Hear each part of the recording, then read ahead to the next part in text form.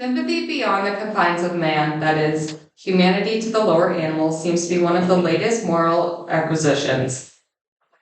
This virtue, one of the noblest with which man is endowed, seems to arise incidentally from our sympathies, becoming more tender and more widely diffused until they are extended to all sentient beings. Charles Darwin, 1871. What Darwin is trying to express is that over time, humans have evolved to create a larger capacity for empathy towards all living beings. He goes on to say that this extension of empathy to animals is a moral advancement to humans, which can assist in recognizing and valuing their interconnectedness and worth of all life forms. With a show of hands, how many of you have had an impactful relationship with an animal? Thank you. Animals have always been the common denominator in my life. Growing up, my world managed to revolve around animals and still does today. Empathy across species. How will you use empathy to cultivate a future that holds value in connecting with animals? Through the ideas I present today, we will be discussing how empathy towards not only humans, but animals as well, can create a more understanding and compassionate future. On some level, we can all relate to grief. Animals have shown they are no exception to this feeling.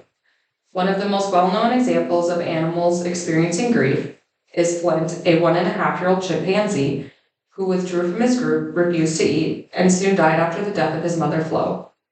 Jane Goodall observed this moment in Gandhi, where she studied the behavior of chimpanzees. Close to Flint's death, he was seen sitting in the exact spot where his mother had passed.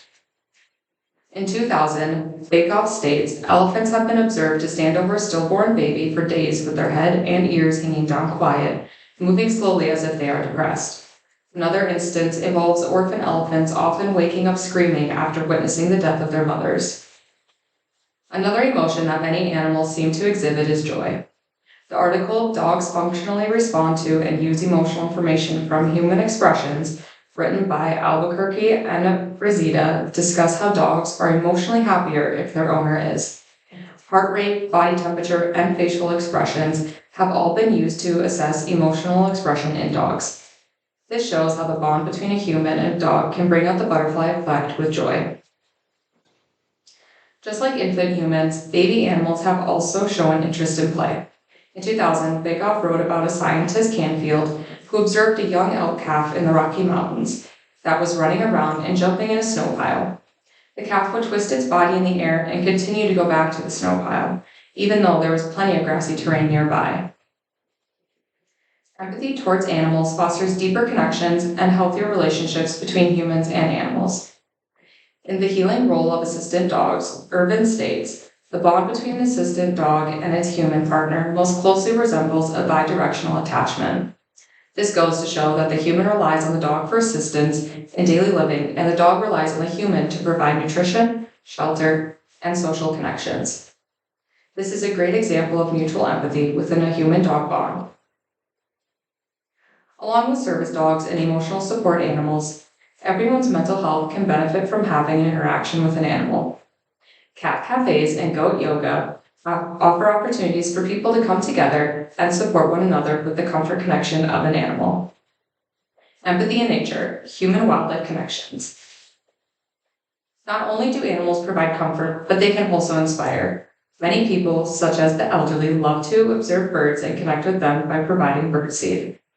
Wildlife tours and zoo ambassadors are also great ways of finding inspiration within nature. Being able to take a moment and appreciate animals in their habitat, a person can experience empathy across different life forms. In the article, Animals as a Doorway to Wellness, the author McGinnis in 2019 states, Indigenous peoples position animals as equitable partners in interconnected human and more than human networks, animated with spirit and the ability to act and communicate. Indigenous peoples show how living with mutual respect for animals can create an empathetic environment. There are many positive outcomes of practicing empathy towards animals. By creating a meaningful bond with an animal through practicing empathy, a person's well-being can improve and enhance their quality of life. This can include lower stress levels, feeling a part of something larger, forming new connections, and promoting a feeling of calmness. Not only This not only benefits animals, but benefits humankind by providing the opportunity to build on empathetic education. Empathizing with animals can lead to an increase in passion, kindness, and emotional intelligence. Empathy across species. How will you use empathy to cultivate a future that holds value in connecting with animals? Educate yourself, take the time to understand your companion animals, step over the worm on the sidewalk, thank the livestock that feeds you, let the bee buzz by, and help the turtle cross the highway.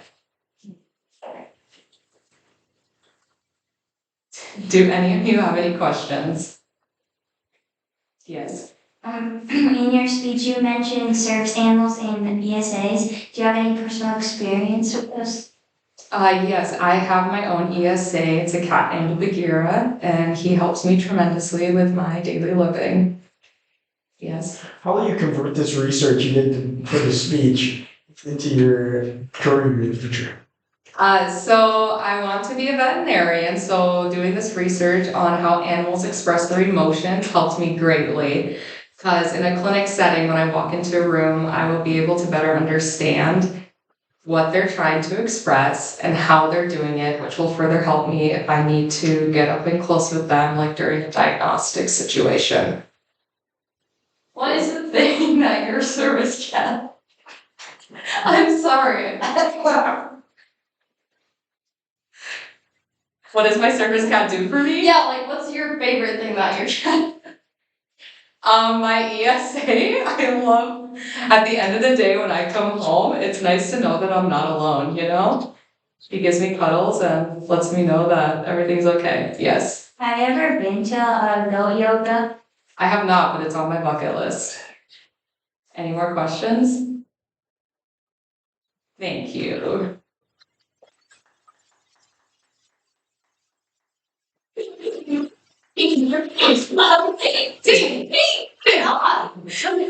Oh, my goodness.